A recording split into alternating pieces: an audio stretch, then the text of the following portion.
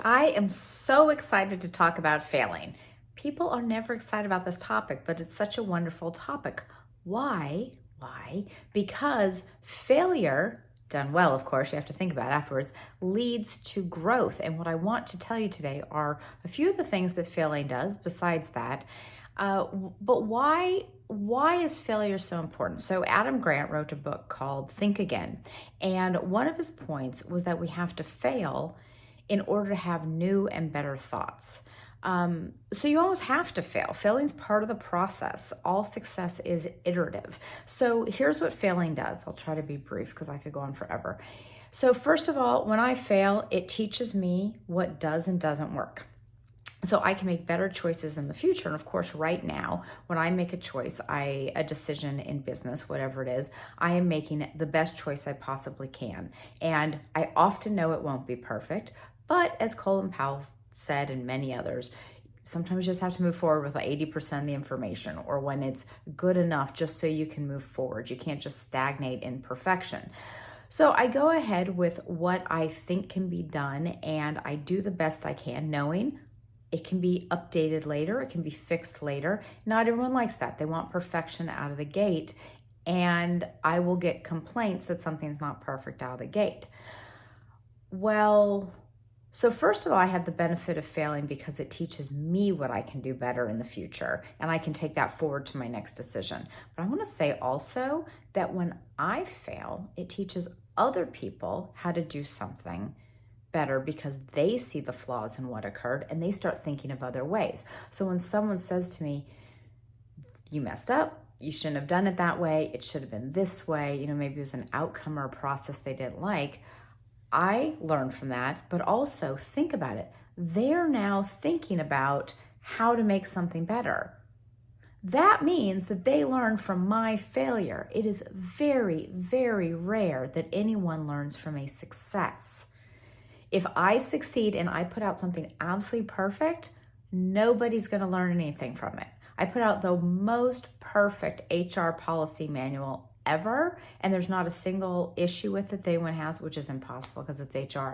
But anything else, it will not ever teach anyone anything. Myself, except that I probably took too much time, or anyone else. So now people are having these other ideas.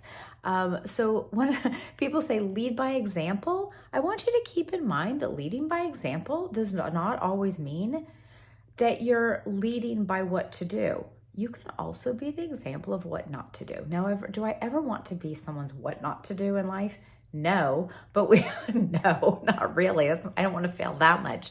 But we do all have that person. It's like, oh, wow, okay, that's a what not to do in my life. I don't want that in business ever. But there are examples of that. So lead by example. You don't have to be perfect to lead by example. You can actually use mistakes as a way to show how you're going to improve, and other people can learn how to improve. I spent way too much time on that one.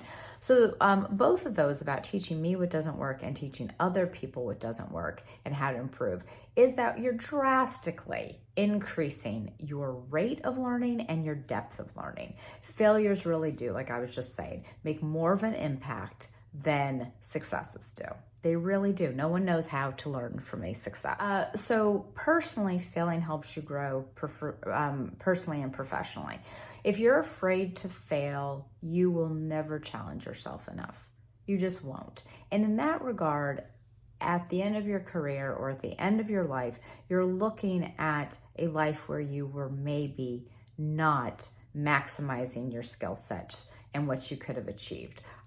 There are things that I can do now that I never thought I could have done, ever, emotionally, professionally, physically, and it's all done by pushing myself. And all of you have pushed yourself in various ways. I would encourage you to keep doing that, and failing is part of that process. And people do always say, and I hate this saying because it reminds me of what I'm not doing enough of, but it's, if you're not failing, you're not learning, I think is the quote.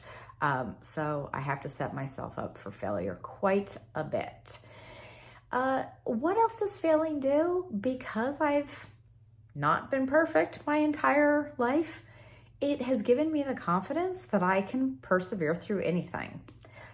I fail, I make a mistake, I keep going. I can fix the mistake or I can't, and I have to find another way around it, or I have to learn how to give a better apology, or I have to learn, whatever it is. But nothing's ever killed me. Nothing's ever killed me. I've never been fired.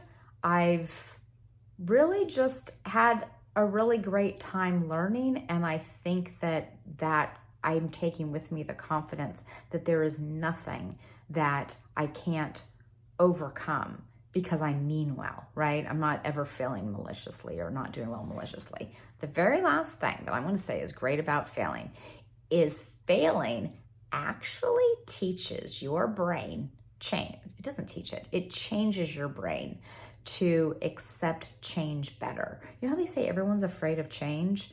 I freaking love change, but everyone's supposed to be afraid of change.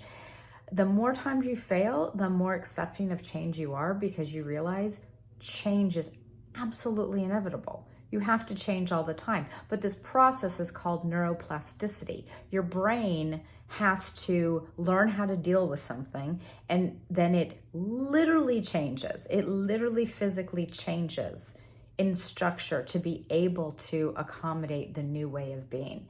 And that is how you get better with change. So let's go with this quote to end. There is no failing, only feedback. May you go forth, prosper through failing. Yeah, through failing. Ciao.